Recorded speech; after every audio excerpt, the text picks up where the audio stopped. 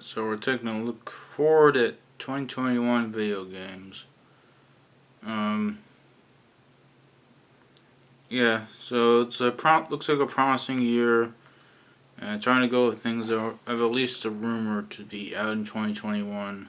First, let's start with the returns from a look forward 2020, and let's hope they're not in a look forward 2022. So first we have Elden Ring. Not much new about this. It looks like a fun open world Dark Souls sort of thing.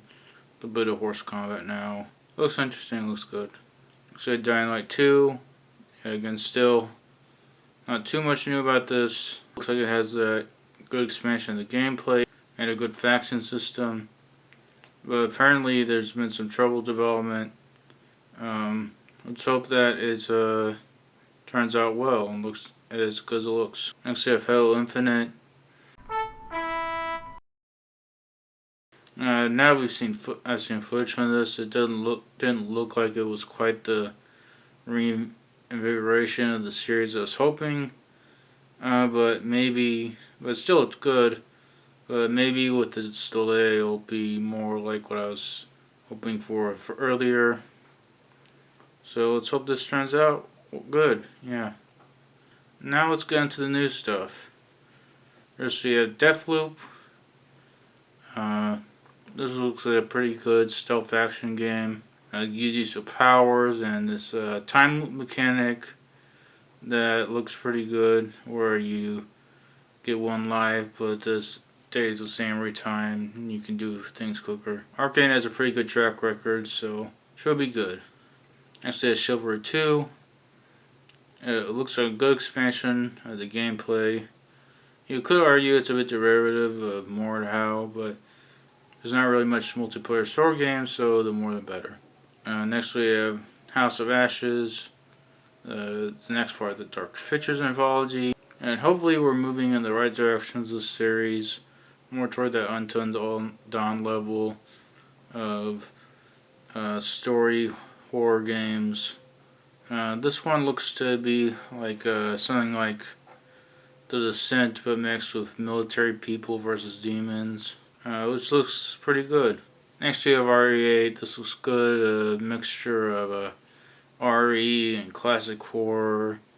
And really hoping that I catch up on the series to play this. Looks pretty good. Looks like it's also going to emulate RE4 a bit. And so, yeah, hopefully this all turns out good. Next we have Gotham Knights. This looks like a really good open world game, like a really cool Gotham to explore. It looks like it seems to have a good cast of characters.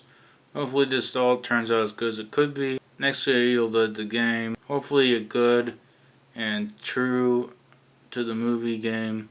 Hopefully we get some good asymmetric multiplayer. Although Saber Studio doesn't seem to have the best track record. Hopefully this game will still be good. Next we have the rumored Metal Gear Solid remake. Hopefully it's a good, faithful remake. And this would be kind of a good chance for me to get into the series. That's sort of been interested in. Next we have Aliens Fireteam. Looks like a solid Left 4 Dead style co-op shooter. Hopefully there's depth to it. And it's not a soulless cash grab. And hopefully it's a well-made game. Yeah, it looks pretty good. Next we have Call of Duty 2021, supposedly set in Vietnam or Korea. I haven't played the last one, Cold War, but I do plan to. Hopefully Sledgehammer gets to hopefully Sledgehammer makes the game more like Call of Duty Advanced Warfare, which I think is better underrated, and less like WWII. And so that's it. 2021 looks like a good year. That's about it. Thank you to anyone who likes, comments, or subscribes.